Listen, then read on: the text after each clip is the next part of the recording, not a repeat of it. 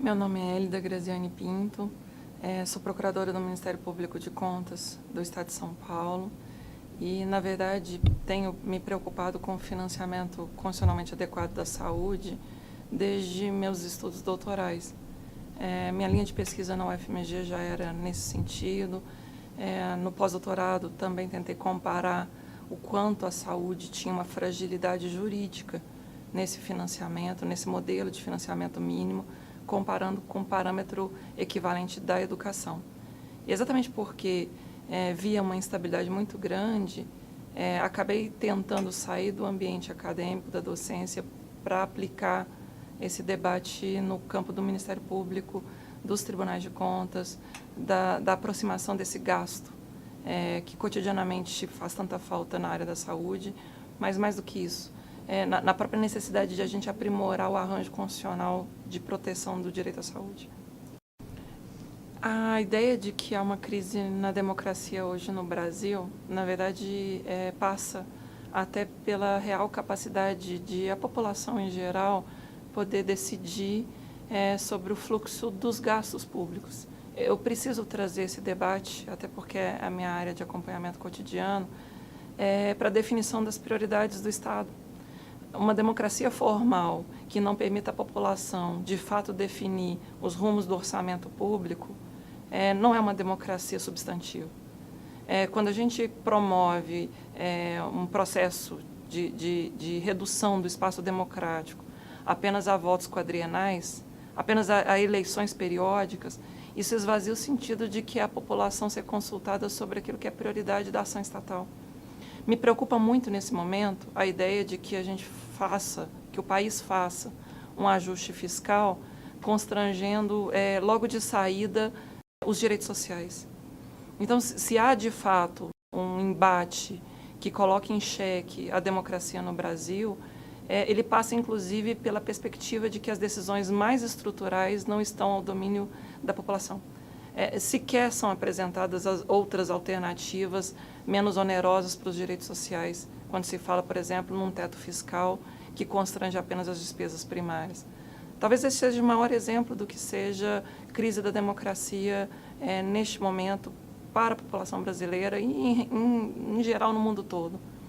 Quando se coloca em pauta a ideia de uma desconstrução do estado de bem-estar social que a nossa Constituição pretendeu sinalizar, que na verdade é um pacto civilizatório, né? de mitigação das desigualdades, de promoção efetiva de direitos fundamentais. E quando nos dizem, a pretexto de inafastável ajuste fiscal, que a Constituição não cabe no PIB, que a Constituição não cabe no orçamento, que o orçamento tem que ser feito apenas na contenção da despesa primária, sem sequer debater as despesas financeiras, as renúncias fiscais, mesmo os créditos ao mercado na forma de incentivos creditícios, de outras estratégias de fomento, realmente a prova mais consistente de que a democracia é muito protocolar, talvez legitimatória das decisões estruturantes que se passam muito antes, talvez que seja apenas na esfera do mercado. A real sede do poder, infelizmente, não está no povo. Me preocupa muito quando a gente percebe o conflito distributivo do orçamento público sendo conduzido em uma espécie de contraposição entre direitos fundamentais e capacidade de ação governamental para assegurá-los, como se o Estado não devesse se orientar primordialmente para os direitos fundamentais. É muito preocupante, inclusive, a existência de receitas, do ponto de vista jurídico, que só se justificam pela destinação que tem, no caso, as contribuições sociais que se destinam para a Seguridade Social. É inadmissível que o Estado prossiga na sua arrecadação se não aplica essas receitas na destinação constitucional que justifica a sua existência. Então, do ponto de vista de uma crise na democracia brasileira, talvez ela se revele cada vez mais enfática no despregamento do caráter meramente formal protocolar da democracia representativa, como se fosse uma dispersão mesmo da população para acreditar que ela de fato faça alguma diferença, mas não faz, em relação à instância onde as decisões alocativas do Estado se dão. Onde o Estado coloca o dinheiro é onde de fato se define a prioridade da sua ação. Eu me lembro de uma frase muito forte do ministro Carlos Aires Brito, do Supremo Tribunal Federal, quando teve de julgar a abertura de medidas provisórias sobre créditos extraordinários. É um debate muito formal, mas é um debate que ele falou uma frase muito forte sobre como o Supremo controlaria ou não a constitucionalidade de leis de orçamento. Constitucionalidade no sentido de aderência ou não à Constituição. O ministro Carlos Aires Brito falou com toda a ênfase, e é nisso que eu acho que a população ainda não se deu conta, que abaixo da Constituição, a lei mais importante da República é a lei de orçamento. É no orçamento que nós temos a estruturação nuclear do que é prioridade. É ali que se define, de fato, o caráter substantivo da democracia brasileira. É ali que a gente vai perceber a consistência ou não da ideia de um ajuste fiscal equitativo. Falta equidade à democracia brasileira, a começar pelo debate estruturante dos orçamentos públicos.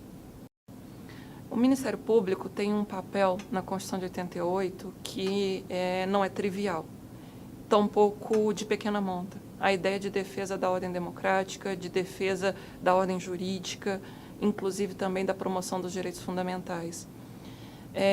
Exatamente porque não é uma competência, não é uma atribuição tímida, é uma atribuição de grande envergadura, o Ministério Público precisa se colocar nas tensões que esse poder tão econômico, esse poder tão estruturante no ciclo orçamentário, constrange os direitos sociais em relação a outros conflitos distributivos. Eu tenho me perguntado muito nessa época de ajuste fiscal, de PEC do teto, né, a PEC 241, como o Ministério Público tem que criar os constrangimentos necessários para onerar o processo decisório. Eu me lembro, exatamente com essa mesma intenção de avançar, não podemos, pelo debate jurídico, pretender substituir a política. Isso é muito importante que se diga. O direito é um instrumento, sobretudo, de constrangimento para que a política seja aderente à Constituição. A mim me parece que o nosso papel, o papel do Ministério Público, seja de fato um papel de criar maiores exigências, maiores pressões e contrapressões, freios e contrapesos, para trazer a realidade do debate político-econômico para a conformidade constitucional.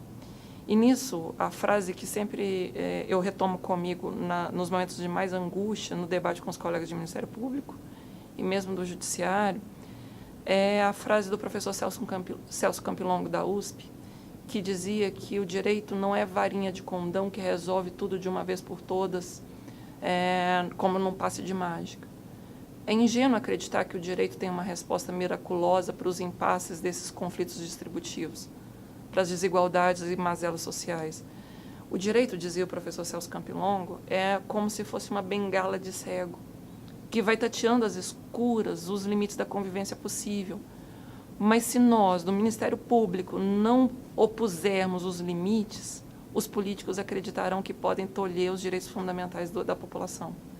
É nessa dimensão que eu acredito que temos de atuar, fazendo o contraditório exigente da máxima aderência à Constituição de 88. Opondo constrangimentos para exigir mais motivação, mais transparência, delimitando as balizas do que não aceitamos ceder. Esse pacto civilizatório, inclusive, é um processo de construção social. Ainda que a população, nesse momento, não se dê conta do risco de perecimento da própria Constituição de 88, essa ideia de que a Constituição não cabe no orçamento, de que ela não cabe no PIB, essa ideia de que pelo ADCT, o Ato das Disposições Constitucionais Transitórias, você possa suspender por 20 anos a eficácia dos direitos fundamentais, cabe a nós, do sistema de justiça, ao Ministério Público, mostrar as balizas estruturantes. Se não conseguirmos, e de fato não haverá solução miraculosa, uma única retomada, que nós façamos o processo paulatino de mitigar os impasses, mitigar as consequências dessa ideia de um ajuste fiscal tão constrangedor, nas demandas individuais, nas demandas coletivas, de baixo para cima, no controle incidental. O que é a ideia de controle incidental? Exatamente o controle a cada vez. O controle da multiplicação das demandas que mostra ao governo que não adianta substituir o piso da saúde por um teto que é apenas a correção monetária da inflação, né? A correção pela inflação. Porque, na verdade, o direito à saúde continuará sendo exigível. E ele vai transformar o piso em precatório. Ele vai, na verdade, criar um falseamento que esvazia a eficácia imediata do direito, mas que vai continuar sendo um dever do Estado. Então, a nossa atuação nesse momento é, inclusive, formar uma linha de contenção de dano, formar uma linha de daqui não passa. É para isso que as instituições de controle e o Ministério Público também têm que se colocar prontificados. De fato, a nossa Constituição, até na alcunha que recebeu após a sua promulgação do Ulisses Guimarães, é uma Constituição cidadã, que trouxe na frente, inclusive, da organização do Estado, o conjunto de direitos fundamentais. É de uma beleza, é de uma construção paradigmática dizer para a população que o cidadão vem primeiro. Não foi ninguém que trouxe isso, a não ser a própria Carta Constitucional. Em nenhuma outra Constituição, os direitos fundamentais apareciam antes da organização do Estado e dos poderes. O artigo 5º, ele vem na sequência ele vem logo depois apenas dos preceitos fundamentais. E ele abre exatamente a prioridade que a nossa Constituição deu para os direitos fundamentais. E não só direitos individuais, não só direitos ditos negativos, que é o Estado não intervir na liberdade, na propriedade do cidadão, mas também os direitos sociais, os direitos de materialização de uma vida equânime, equitativa, digna. A ideia de dignidade da pessoa humana talvez seja o maior preceito da nossa Constituição de 88. Então, nessa quase 3 décadas, nessa comemoração de quase 3 décadas de maturação do nosso texto constitucional, é importante fazer o registro do quanto avançamos, esse desapreço contingente pela Constituição, esse desapreço momentâneo que a agenda econômica traz pela Constituição, a mim não me impacta. A defesa da Constituição, a defesa do quanto ela nos trouxe uma evolução civilizatória. Eu repito esse termo porque é importante que fique claro. Nós temos um legado civilizatório a defender nesse texto constitucional de 88. Nas suas quase 3 décadas, a materialização substantiva dos direitos sociais se mostra como uma realidade e não como uma quimera. Eu mesma sou filha de escola pública. Estudei todo o meu ensino, rigorosamente todo o meu ensino em escola pública. Ensino fundamental, ensino médio, a universidade pública. E sou filha da escola pública na perspectiva cidadã. Não me é a favor que o Estado me dê acesso à escola de qualidade. Não me é a favor que o Estado assegure um serviço único, um sistema único de saúde que atenda de forma universal e integral a qualquer brasileiro, independentemente da sua renda.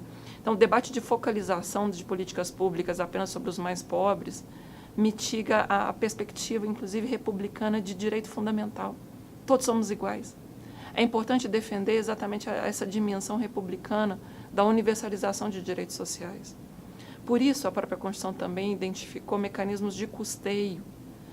Não nos digam que a Constituição não cabe no orçamento, porque o orçamento foi desenhado constitucionalmente para exatamente propiciar esse conjunto de despesas. A Constituição ela não fala apenas em assegurar direitos, ela estrutura mecanismos protetivos de financiamento equivalentes a esses deveres estatais. É muito importante recuperar que o piso da saúde não foi trazido apenas pela Emenda 29. Havia, desde a Constituição originária de 88, o dispositivo no ADCT, no Ato das Disposições Constitucionais Transitórias, que previa que 30% do orçamento da Seguridade Social deveria se destinar à saúde. É esse parâmetro de proporcionalidade mínima que tem que ser resgatado. A saúde não só goza de piso de gasto, como fonte de receita. Que não nos digam que falta recursos, porque os recursos só são legítimos se vinculados às suas finalidades. Isso no direito é muito claro. O Estado só tem competência para arrecadar contribuições sociais se elas forem invertidas para a finalidade para a qual elas foram concebidas. A ideia agora, e já nem só do ponto de vista de celebrar a Constituição, mas reconhecer as suas fragilidades, exatamente pelo quanto ela foi esvaziada politicamente, Temos aí 8 emendas também no ADCT, 8, é importante frisar, é um número assustador, 8 emendas no ADCT, esse ato transitório, disposições transitórias, que perpetuam, perenizam um dispositivo absolutamente esdrúxulo de desvinculação de receitas. Desde 1994, quando a Emenda Constitucional de Revisão foi aprovada, número 1, foi aprovada, O governo federal tem criado uma manobra, mecanismos tergiversadores de permitir que o governo federal desaloque 20% da receita dessas contribuições sociais de outras fontes. É a figura da DRU, da Desvinculação de Receitas da União. E que, recentemente, a emenda 93, expandiu para estados e municípios. Literalmente desconstruir essa correlação de proporcionalidade entre receita e despesa. Se o Estado só pode arrecadar para atender esses fins de promoção da máxima eficácia dos direitos fundamentais, a ideia de uma DRU que se pereniza desde 94 até 2016, 22 anos, que vai viger até 2023, então quase 30 anos de uma desvinculação transitória. Nada é tão transitório que dure 30 anos. Eu tenho dito que a gente trata a Constituição no texto permanente como se fosse uma imagem falsa que a gente não assume da nossa real podridão. A ideia talvez seja mesmo de um retrato de Dorian Gray. O cinismo econômico, o cinismo da agenda política que não prioriza direitos fundamentais é contido no ADCT.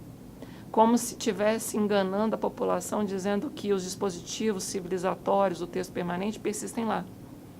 Mas a realidade dura daqueles conflitos distributivos que priorizam despesas financeiras, que priorizam renúncias fiscais, que priorizam interesses os mais escusos dentro do orçamento público, isso é colocado como se fosse essa ideia de um teto fiscal para 20 anos, de desvinculação de receitas já vigendo quase, ao final de 2023, quase 30 anos. É dramático. É dramático pensar que o texto permanente da Constituição é redesenhado na prática, exatamente no esvaziamento da democracia substantiva, do ponto de vista de financiamento, de realização de direitos, no ADCT. E que o Supremo não enfrente isso com a coragem que a Constituição reclama. Porque, na verdade, as nossas instituições de controle também ainda não se deram conta desse processo paulatino de esvaziamento do orçamento da Seguridade Social, porque a DRU é isso. A DRU mitiga, na origem, a concepção solidária do orçamento da Seguridade Social. E agora essa ideia de teto fiscal, corrigindo as despesas primárias apenas pela inflação, vai criar ainda mais disputa fratricida entre as políticas públicas. No médio prazo, talvez o Brasil tenha um comportamento de gasto social equivalente ao da África subsaariana. Ou pior, induzindo mais desigualdade, induzindo mais retrocesso, talvez com uma concepção de Estado mínimo, que não é aquilo que a Constituição de 88 formulou como projeto de país.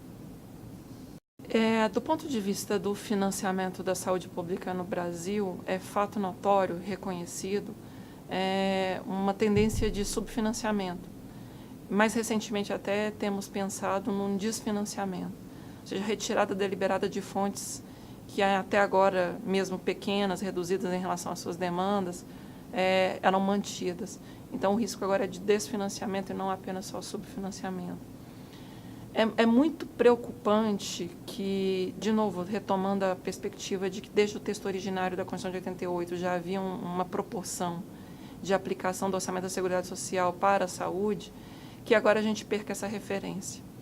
E exatamente neste momento, o debate da relação de saúde suplementar e Sistema Único de Saúde se coloca numa inversão de prioridades. O que era suplementar, que é esse modelo privado referido a planos de saúde, se arvora, pretende, numa guinada, inconstitucional, se tornar a oferta regular. E o Sistema Único de Saúde é reduzido a uma esfera subsidiária de quem não tem dinheiro para pagar plano de saúde seria atendido pelo SUS. Um SUS apenas para os mais pobres.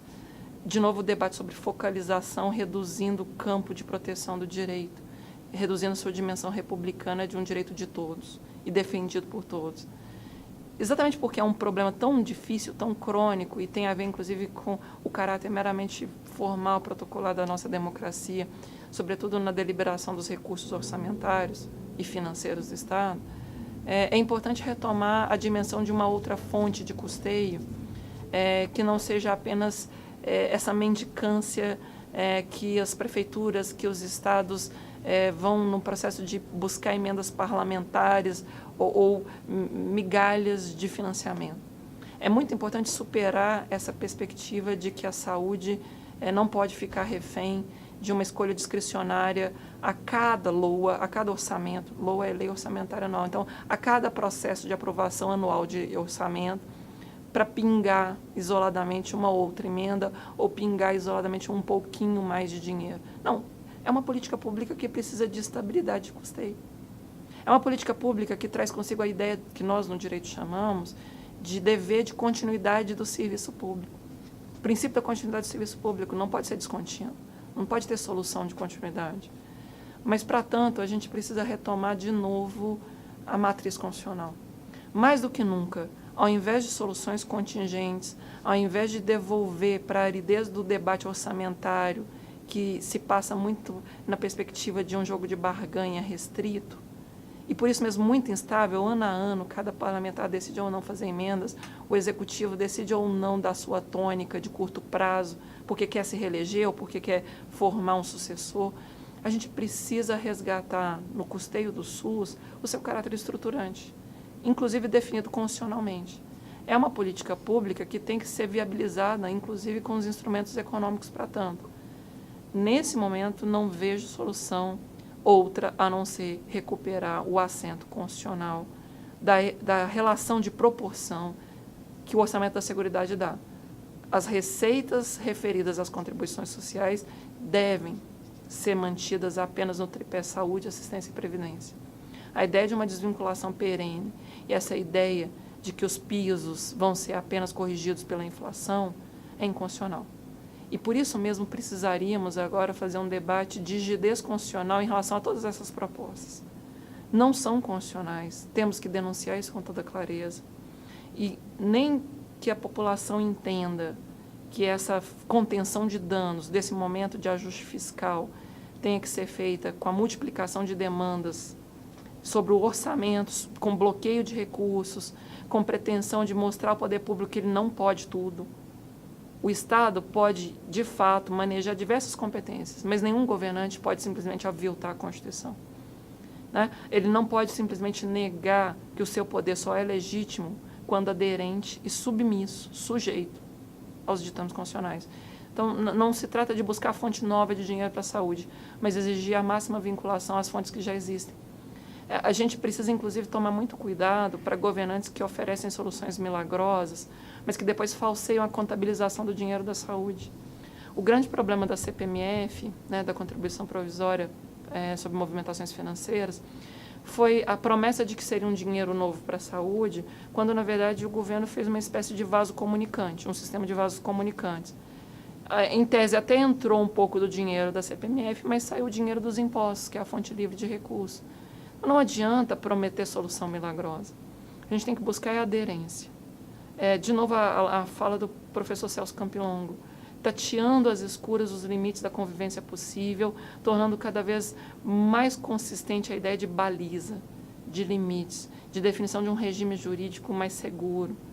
A educação conseguiu se estabilizar do ponto de vista de um arranjo de financiamento. É claro que a educação tem uma série de problemas ainda. É claro que a educação também convive com vários desvios e subterfúgios de interpretação.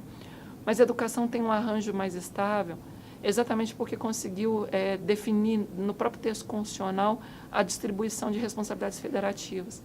E que o SUS hoje vive, infelizmente, essa fragilidade de custeio, porque acreditou que, remetendo para a regulamentação posterior, conseguiria negociar melhor. É um grande problema, porque o governo federal literalmente manobra essa remissão à regulamentação posterior para se furtar a sua responsabilidade. É uma guerra fiscal de despesa que o SUS vive, do ponto de vista federativo e também do ponto de vista do cidadão que vê o seu direito negado. É muito interessante perceber que esse processo histórico de subfinanciamento e agora mais recentemente até de desfinanciamento do Sistema Único de Saúde atende a diversos tipos de pressão e conflitos de interesse. Grupos de pressão, obviamente, referidos não só ao sistema de saúde suplementar, né, a saúde privada, que quer ocupar o papel primordial ao invés de ser meramente suplementar, e por isso mesmo financia políticos e por isso mesmo pauta a agenda política de quem por ela foi financiado, né, essa indústria dos planos de saúde, Mas, por outro lado, existe algo que a gente talvez não tenha tanta clareza no curto prazo, mas que marca, do ponto de vista jurídico, a agenda de todos os governos que se sucederam desde a Emenda 29, que é um esvaziamento deliberado do piso da saúde pelo Ministério da Fazenda e pelo Ministério do Planejamento. Quando a Constituição, após a Emenda 29, trouxe a ideia de gasto mínimo, o gasto mínimo, obviamente, comportava a perspectiva de expansão. A ideia de você, a depender da disponibilidade de receita, aplicar acima do piso é absolutamente regular. E tanto é assim que houve, ao longo de todos os exercícios financeiros, ou pelo menos até recentemente, quando a crise econômica, a partir da segunda metade de 2013, começou a se tornar mais enfática, havia sempre previsões de dotação orçamentária superiores ao piso. O Tribunal de Contas da União apontou, inclusive, num relatório de fiscalização seu, que no período de 2008 a 2012 teria sido um montante superior a 20 bilhões de reais em dotações, ou seja, havia previsão legal no orçamento, e que, não obstante, não foram gastos exatamente para manejar o piso num regime de teto. É extremamente importante que as pessoas entendam isso. O Conselho Federal de Medicina, exatamente partindo desse estudo que o TCU tinha feito da sua atividade de fiscalização, simulou a aplicação dessa mesma metodologia do período de 2000 a 2014. E chegou a um número bastante expressivo para que as pessoas entendam a dimensão desse conflito distributivo. Havia dotações autorizadas em lei, indicando a prioridade que o Sistema Único de Saúde tinha recebido no processo orçamentário, na monta de 140 bilhões de reais. Se aplicar a correção monetária e se comparar com o que hoje o Ministério da Saúde tem disponível, seria o equivalente a 2 anos. É como se a União tivesse se eximido de aplicar, embora houvesse autorização legal para tanto, quase 2 anos de dotação orçamentária do Ministério da Saúde. Imaginemos que isso não se trata apenas de um dado trivial e nem de uma escolha simples. É uma escolha de governo referida à política macroeconômica de formação de superávit primário, em uma prioridade das despesas financeiras e outras lógicas, que esvaziou a perspectiva de a gente implementar um sistema único de saúde de fato progressivo, de fato capaz de universalizar o acesso, mitigar as desassistências, mitigar as insuficiências, e mesmo até de racionalizar a gestão, porque sem recursos você não consegue nem promover as medidas necessárias, as medidas administrativas, de melhor integração de informática, de tudo, para racionalizar a gestão. É muito importante que se tenha clareza desse nível de conflito distributivo, não se trata apenas do interesse dos planos de saúde. É uma agenda que antecede a própria lógica de o piso que se transformou em teto. O conflito distributivo a respeito do financiamento mínimo da saúde tem uma consequência nefasta. Como dizia há pouco, o Estado acaba se furtando a cumprir o desenho constitucional de um sistema universal e integral. E as pessoas, obviamente, têm direito de exigi-lo e buscam a efetividade desse direito por todas as vias cabíveis, inclusive a judicial. É muito importante, então, falar do fenômeno da judicialização da saúde num contexto em que esse parâmetro de freio e contrapeso busca a máxima aderência com a Constituição. A judicialização ela não é um problema. Conceitualmente, ela não é um problema. É muito importante que a judicialização seja respeitada até como o último freio a um Estado que se omite, que deliberadamente quer reduzir o arranjo constitucional do direito à saúde, que é lhe legar uma condição apenas de direito dos pobres e que quem tenha dinheiro que pague por seu plano de saúde. A judicialização tem essa dimensão republicana de tentar mostrar que se trata de um direito universal, amparado e exigível. A noção de exigibilidade judicial, ela tem uma capacidade de constrangimento do executivo, de constrangimento do legislativo, que ainda não está suficientemente explorado do ponto de vista do orçamento. A judicialização agora ganha a agenda como se fosse ela por si só uma iniquidade, uma mazela, uma distorção do modelo constitucional. Não é. É claro que uma judicialização capturada pela indústria farmacêutica, é claro que uma judicialização permeada pelo viés de demandas individuais de uma classe média que tem acesso à informação e que, por isso mesmo, teria mais facilidade de pautar as suas demandas perante o próprio Poder Judiciário, precisa ser depurado. Precisa, inclusive, ser refletido pelo sistema de justiça. Mas quanto mais a classe média defender o SUS, defender a ampliação do SUS, mais forte ele se torna. Não podemos cair no raciocínio reducionista de que a judicialização retira os recursos escassos em favor da maioria da população para atender uma categoria de pessoas que teria condição de pagar por esse mesmo acesso à saúde. Isso esvazia o sentido republicano do direito fundamental à saúde. Nesse momento, tenho dito, inclusive em muitos debates com os colegas da magistratura e mesmo do Ministério Público, que nós precisamos ressituar o locus da judicialização. Talvez conscientizar os colegas que atuam cotidianamente nesse debate que o controle bom não é o controle reativo e repressivo. Controle bom, do ponto de vista inclusive de freio e contrapeso, é o controle que retroalimenta o planejamento. É o controle que é capaz de obrigar o poder público a buscar uma solução que universalize a resposta para todos os cidadãos em condição equivalente. Não basta ofertar um medicamento apenas para o Beltrano, se todos os cidadãos em condição análoga também fazem jus a ele. Talvez o grande legado da experiência na década de 90, da universalização do coquetel de AIDS, tenha sido exatamente essa perspectiva de que o governo foi constrangido pelo processo de freios e contrapesos a buscar um ganho de escala que universalizasse a resposta em favor de todos os cidadãos em situação análoga.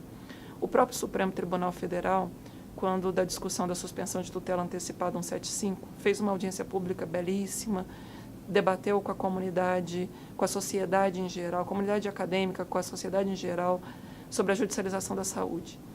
E interessante que o debate ali não ficou apenas sobre a microjustiça.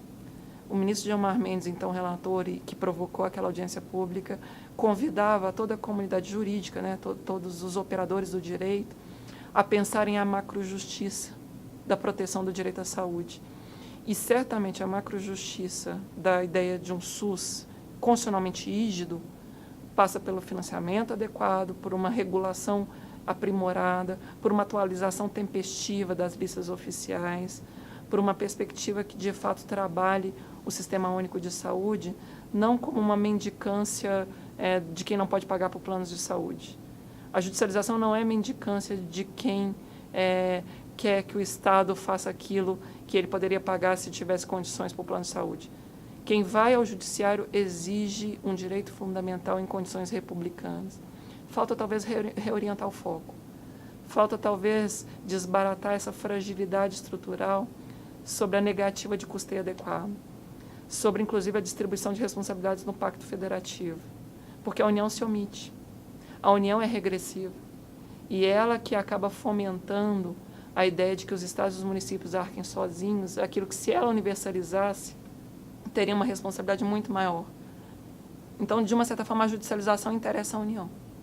Esta judicialização, inclusive com severos quadros de iniquidade, de riscos de captura, interessa à União, que desestrutura o modelo e que, de uma certa forma, depois usa, de forma até ideológica, a judicialização para dizer que não tem como dar tudo para todos. Não é tudo para todos, é tudo para todos dentro de parâmetros de integralidade debatidos de forma legítima com a sociedade. É para isso que servem as leis. É para isso que serve o processo de compreensão do SUS. Agora, quando o governo diz que a judicialização cria mais iniquidades e nega a dimensão republicana desse direito fundamental, ele pretende usar a própria judicialização para empurrar quem pode pagar para os sistemas de planos de saúde, para o sistema suplementar, e dizer que para os pobres vai ser uma compreensão cada vez mais reduzida. O judiciário faz um freio, um contrapeso nessa lógica medíocre, mesquinha, de um governo federal que simplesmente nega a ideia de que piso, é progressivo, e não simplesmente o teto de uma agenda econômica que tira a eficácia desse direito fundamental. Sobre o papel do controle social, neste momento de crise, dita como se fosse apenas uma crise fiscal, mas é uma crise econômica. É uma crise que antecede o problema do orçamento. É uma crise, inclusive, como eu já disse e repito várias vezes, de priorização das despesas financeiras, independentemente de elas estarem delimitadas no debate legítimo dos orçamentos públicos. Então, neste momento de crise econômica e repercussão séria para os orçamentos públicos, o controle social, especificamente no âmbito do SUS, da proteção do direito à saúde e do Sistema Único de Saúde, tem um papel que eu acho que ele não se deu conta.